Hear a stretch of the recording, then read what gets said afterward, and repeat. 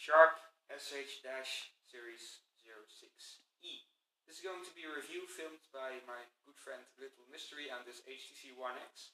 And I'm going to put it on the table for a closer look and a review. It's a Japanese phone made by Sharp. It's actually supposed to be distributed in Japan only, as it says on Sharp's website. And entity Docomo, the provider, which bought a lot of these phones. But I am lucky enough to have one right here, unlocked and well. I've ordered it from a lovely little web shop I found online. It's called KyoX.com. Supposedly stands for Kyoto Exports, and my cameraman is filming it. You'll see those Fujitsu and Toshiba and Sharp latest smartphones Docomo wants to distribute. And I have bought one unlocked, as you can see right here. It came about a week ago in this really cheap box. I've had Huawei phones packed better. USB cable was too much to ask, which was quite unfortunate. But well, it was clearly on the side, so it's okay. I've bought an extra cable so I can charge it now. I do it on the laptop to make sure I don't mess up everything. You can use it with any SIM card, any provider. It eats a micro SIM card. If you still have a regular mini SIM card, you can get it for free at certain shops. We'll go inside. There's this little clip in which it all fits. Now, I'm not surprised if it's barely visible to you, but on the top it takes a micro SD UHC card, 633 speeds. It's great for HD filming, and below it has this micro SIM card in it. It's IPX5 and IPX7 waterproof.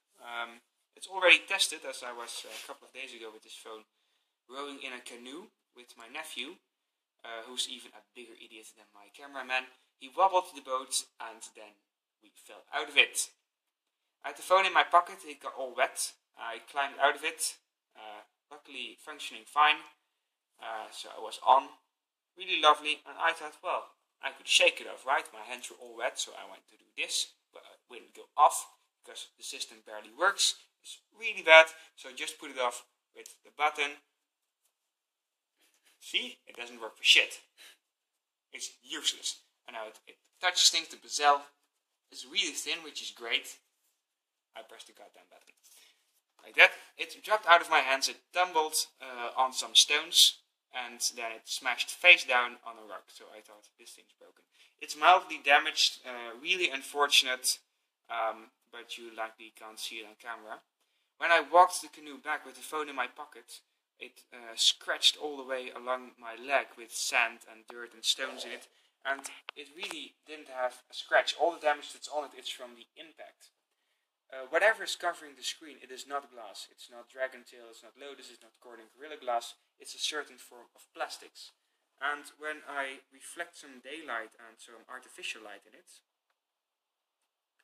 you'll see a little distortion in the diagonal lines, somewhat telling you this isn't really glass like other. It is really durable, and in some aspects, despite maybe at first glance looking or feeling cheap but luxurious, it is amazingly smooth. I already prefer it far over any other type of screen coverage. It is, well, I can say unfortunately already proven its durability. It's like touching soap or something. It feels really, really lovely. You slide stuff and you just can't stop. It's just so smooth. The response time is amazingly fast.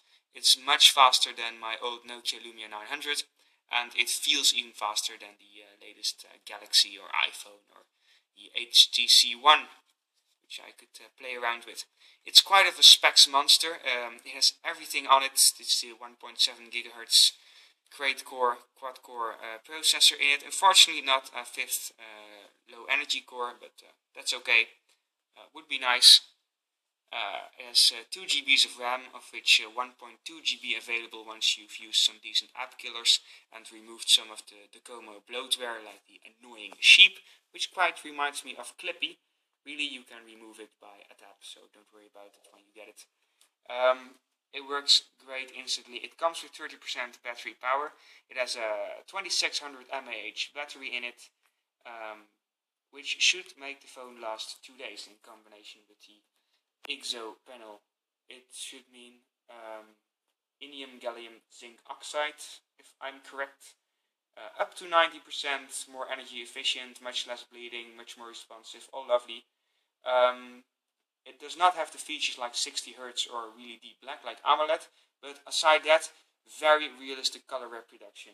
I even prefer it over AMOLED personally, apart from the blacks, but it's great. It makes lovely pictures. It has a 13.1 megapixel sharp-made camera in it, CMOS. Great image stabilization. Since the shake-off function doesn't work at all, I can easily demonstrate you that can't go wrong. I press the camera button, and I, for example, want to make some photos of the website I ordered the phone from. I just tap. You can hear it ticking. It makes huge resolution photos quite instantly and directly writes it to the SD card. The quality is outstanding. I'm really glad with the camera. I haven't yet had a phone better than this. It's a couple of touches, never had it so fast. I'll show you that image stabilization thingy. My cameraman, he has really stable hand. I love him for that. And now that stupid system works, but you could already see it has much less flickering in it than, for example, an SGS3 or SGS4. It comes with technology we can never use in Europe or America. SEG1 HD TV reception antenna like this. Lovely gimmick, useless here, but it's just cool to have.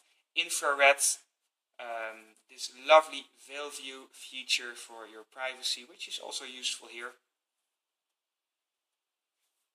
You can catch the ID a little bit. And it all comes packed with a beautiful 4.8-inch screen, 1080p, 460 ppi. I can't tell the pixels apart from each other, not even if I try it with diagonal lines. Well, I guess most of it has been said now. The battery doesn't really last 2 days with intensive use, but if you use it an hour actively a day, it will easily do so. It comes with Android 4.2.2 stocked, Feel UX option, and the Docomo Palette. I use the Docomo Palette. I like to keep it clean and simple. And I think I told you quite a lot about it, so maybe little mystery. Anything I forgot? I got the next little thing. Yeah, you forgot to pronounce that you dropped your old Nokia. Oh, it was already broken. Yeah, true. And you dropped your new phone, and it's quite working well. That's right. Despite the Gorilla S feeling maybe a little more heavy, a little more premium to the touch, it fell once, and well, scratch resistant, sure, impact resistant, not at all. I think I had it all. Well, thank you very much for your attention. I'm going to round it off, and I hope to give you another one next time. Thank you for watching.